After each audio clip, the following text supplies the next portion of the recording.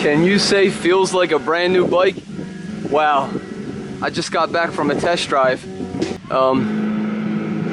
What I want to do here right now is just demonstrate to you the range of motion. So I'm going to zoom in and I'm going to flex it out in the back.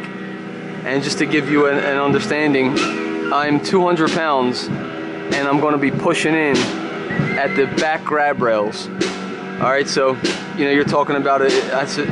I can't imagine any situation on the road that would cause that much suspension flex. You know, typically when my wife rides on the back with me, she's only around 120 pounds. And of course she's leaning forward a little bit. So whereas I'm going to be putting the whole brunt of my 200 pounds right now on the rear grab rail, and I'm going to just bounce it around a little bit and just show you guys how smooth and how nice everything is. Now I want you to also pay attention to the damping. Now a lot of that has to do with just the way that I set the shock up, but it's just unreal the difference between this and the original shock. So anyway, check this out.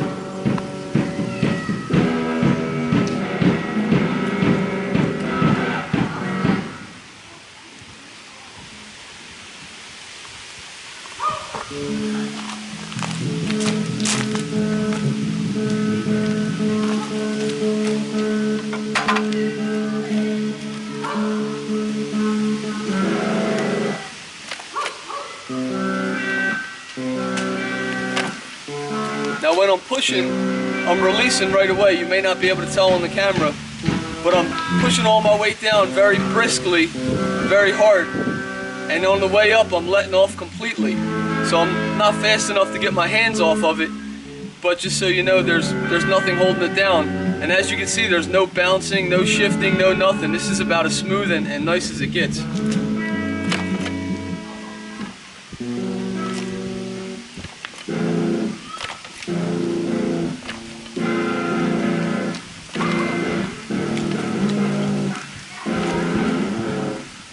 Just beautiful. I mean, I'm shoving down hard, guys. I like to think of myself as a pretty strong individual. So not only am I 200 pounds, but I'm really putting some muscle into it. Okay, and there's a reason why I'm doing this. Just hang tight and watch for a second.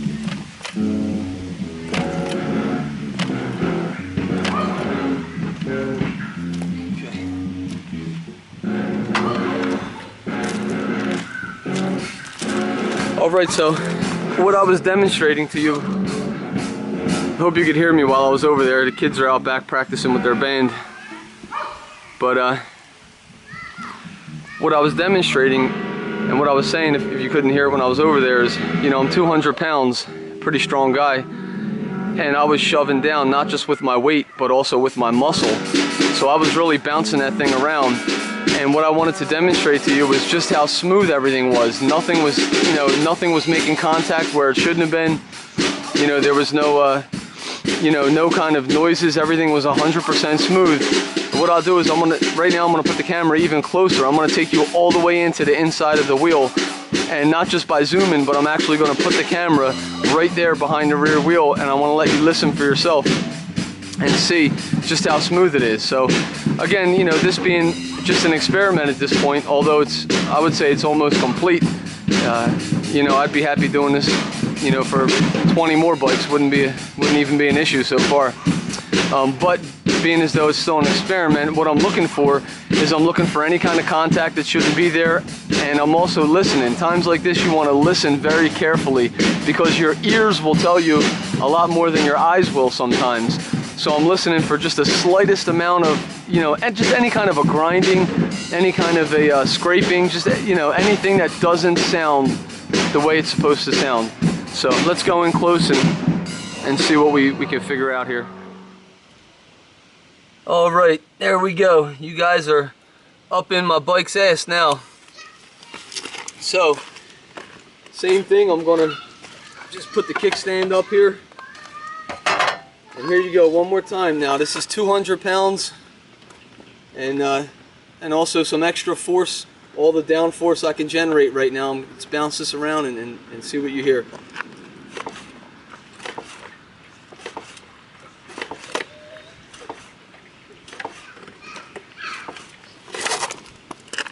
One thing I should mention, you know, the bike is not fully put back together. I'm still, you know, as you can see, the fairings are off, and I kind of just, you know, I tightened it up so that I could take it for a test ride. However, there may still be some wires that are bouncing around a little bit. So if you hear, you know, there are like a couple smaller sounds.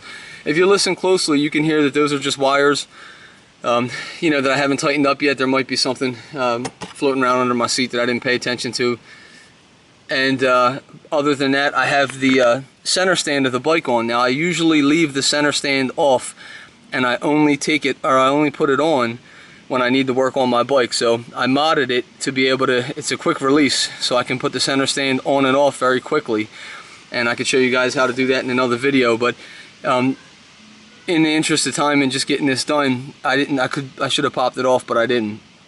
So you may hear a little bit of noise from the center stand moving around, and other than that, maybe a stray wire or something knocking around somewhere. But anyway, just again, pay attention to the suspension. Try to focus in on the springs and the dampening, and just listen how smooth it is.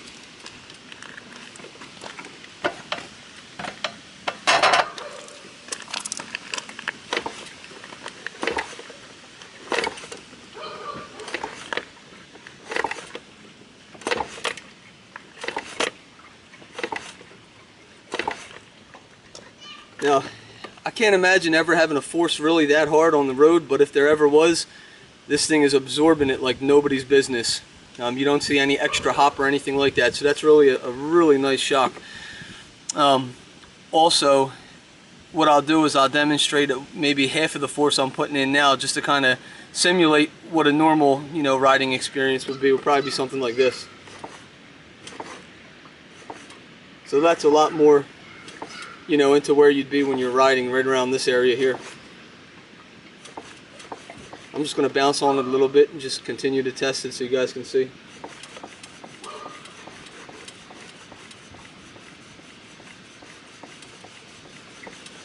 Just feels awesome. I mean, there's one thing I can't convey on the video is just how it feels. You know, the only way is for you to come over here and take the bike for a test spin or bounce up on it and romp on it yourself, but it's unbelievable. What a difference. I mean, just total control. There's no kind of unwanted bouncing or you know, dampening. Everything. Every single time I pump this up and down, it's the exact same feeling as the one before. Just 100% control. And the way that I have it set winded up being just about right, which is good. I think I'm going to leave it there, because when I was spinning around locally here, I didn't want to go too far yet because I don't want to put the fairings back on, and the lights and stuff are off. So I'm just bouncing around my neighborhood and, you know, driving around the block a few times and, you know, letting it go. You know, I'm letting it rip a little bit, but and we got some twisty roads around here, so it's, you know, it's a nice little test for it. But I tell you what, I couldn't feel anything. It's unreal.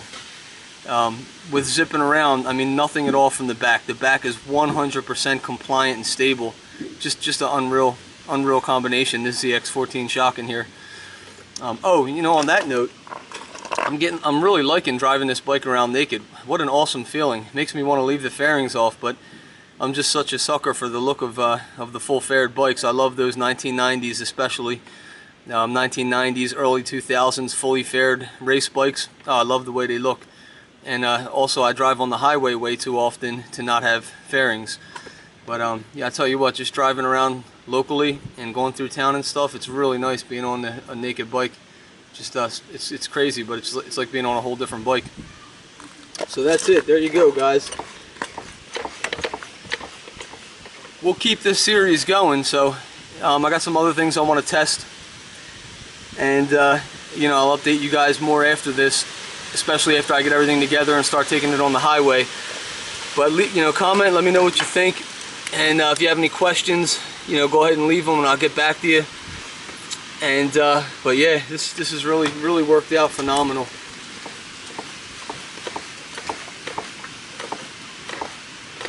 %, guys, 110%. So I also, don't worry, this isn't going to be my last video about this, because I still need to show you guys exactly. I haven't even showed you the modifications to the shock mounts that I did, the simple, small little modifications I did to those, so I got to show you that. And also have to show you all the the homework I did, because this isn't the only shock option. This is just on paper looked like the best option for this bike, and now that it's installed and running, it still feels, you know, 100% backs up what I originally thought, that it feels like it was the best option. But there's a few other choices that I think would be almost, if not equally, as good as this, and maybe even better. I mean, you never really know until you get it on the bike and test it out. But anyway, let me know what you guys think. Catch you. I wanted to show you this real quick, because you're not going to be able to see this after I get this in permanently, which is what I'm doing now. But just real quick, you remember last video I showed you how I relocated the starter relay to the left hand side, or I'm sorry, to the right hand side, by utilizing the bracket that was already there.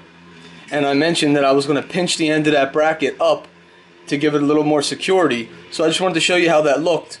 And all I did was I used a pair of needle nose pliers like this, and I folded the end up. You could use your finger, but I wanted to really get it in there hard, so you can only press so much with your finger. So I used these needle nose to really drive it home. And I pushed it like that just to get it in there. But I wanted to show this to you because this is really secure. This is much, much tighter than I thought it would be. And like, look at this.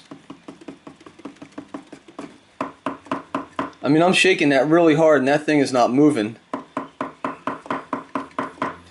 Okay, so I'm pretty sure that the bike is not going to shake that much.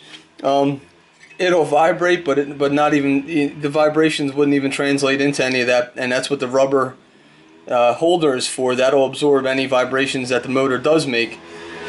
So really awesome. That just worked out great. I mean, it's like it was made for there.